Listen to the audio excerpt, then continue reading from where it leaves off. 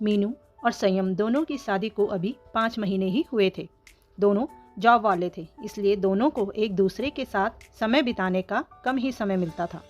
जैसे ही मीनू ऑफिस से आती, हाथ मुंह धुलकर सीधे किचन में घुस जाती, इसलिए संयम भी किचन में जाकर उसकी थोड़ा बहुत मदद कर देता। इस बहाने दोनों को साथ बिताने का समय मिल जाता। लेकिन संयम का मीनू के साथ इस तरह से घर के काम में हाथ बढ़ाना संयम की माँ को जरा भी पसंद न था।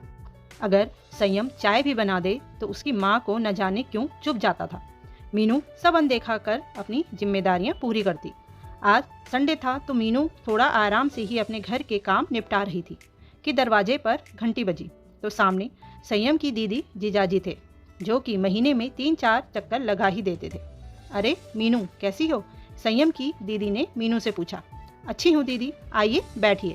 मीनू उनकी आवभगत में कोई कसर नहीं छोड़ती। और बेटा, आपकी जॉब कैसी चल रही है? और मीनू गृहस्थी ठीक से संभाल रही है ना? मीनू की सास ने अपने दामाद से पूछा। ठीक चल रही है मम्मी जी, दोनों मिलजुल कर घर के काम निपटाते हैं। आपकी बेटी को हमेशा सुबह की चाय मैं ही पिलाता हूँ, संयम के जीजाजी ने कहा। अरे, घर के काम संभालते संभालते थक जाती होगी बेचारी, इसलिए सुबह नहीं उठ पाती होगी। एक दूसरे का हाथ बढ़ाकर ही तो गृहस्थी चलती है बेटा, मीनू की सास ने कहा। अपनी सास के मुंह से ये सब सुनकर मीनू हैरान थी। मीनू के ननद और नंदोई दोनों दोपहर का खाना खाकर ही गए। सारे काम निपटाते निपटाते मीनू को 4 बज गए। मीनू काम निपटाकर अपने कमरे में जाकर लेटी ही थी कि सासू माँ ने मीनू को चाय के लिए आवाज़ दे दी। मीनू उठने के लिए हुई, तब तक संयम ने मीनू का हाथ पकड़ते हुए कहा, मीनू तुम आराम करो, मैं चाय बनाकर ले आता हूँ। कहकर संयम चाय बनाने के लिए चला गया। अपने बेटे को किचन में चाय बनाता देख मीनू की सास का गुस्सा 7वें आसमान पर चढ़ गया। अरे संयम, तू औरतों की तरह किचन में क्यों घुसा रहता है? तू तो जोरू का गुलाम बनता जा रहा है। अच्छा लगता है क्या आदमियों का इस तरह से हर समय किचन में घुसे रहना? मीनू कहाँ है? वह चाय बना देगी। जा, तू जाकर आराम कर, मीनू की सास ने व्यंग कसते हुए कहा। माँ, मीनू अभी काम निपटाकर थोड़ी लेटी है।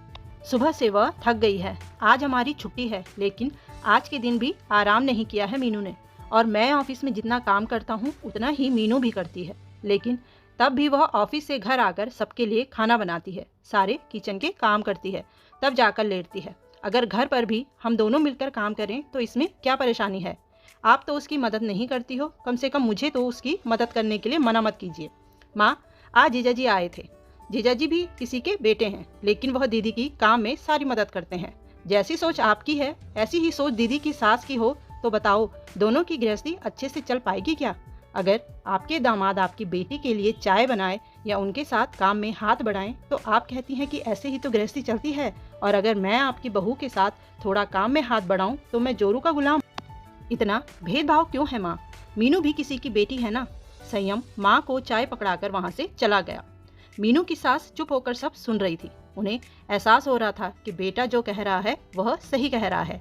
अगर दामाद बेटी की मदद करे तो अच्छा है, और बेटा बहू की मदद करे तो वह जोरू का गुलाम क्यों बन जाता है।